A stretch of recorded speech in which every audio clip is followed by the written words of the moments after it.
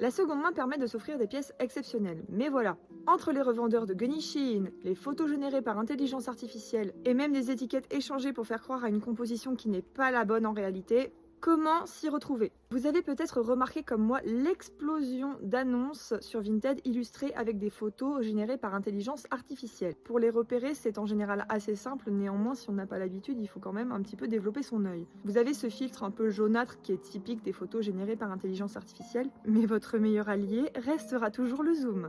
Les revendeurs de fast fashion utilisent des techniques pour dissimuler l'origine douteuse du produit. Alors ils sont très créatifs, souvent ils mettent maison pour imiter les grandes marques, suivi d'un terme plus ou moins poétique.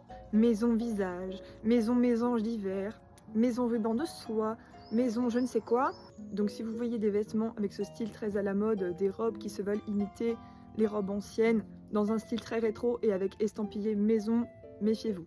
On a par exemple cette robe rouge sur laquelle je suis tombée parce que je cherchais une robe en velours de soie Bordeaux. Et j'ai vu défiler cette robe plusieurs fois sous plusieurs noms différents et à des prix différents. Que faire dans ces cas-là? Eh bien, allez voir d'où vient réellement le vêtement, utilisez Google Lens pour faire une recherche par image. Et bien souvent, vous allez découvrir la véritable origine du produit.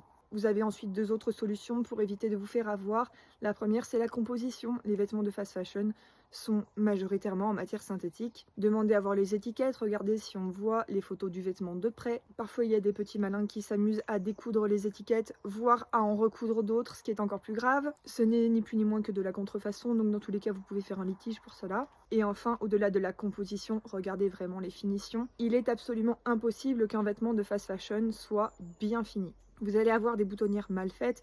Dans le cas des manteaux, demandez-vous pourquoi les manteaux peignoirs sont à la mode. Cela ne nécessite pas de faire de boutonnières, donc c'est plus facile à faire et ça évite que visuellement on voit que tout a été fait à la chaîne en quelques minutes. Donc recherchez vraiment ces détails-là qui font la différence. À présent, vous êtes bien avertis, vous devriez avoir toutes les clés en main pour éviter de vous faire avoir. Alors est-ce que cela vous était déjà arrivé de recevoir un produit de fast fashion alors que vous aviez fait une commande sur Vinted?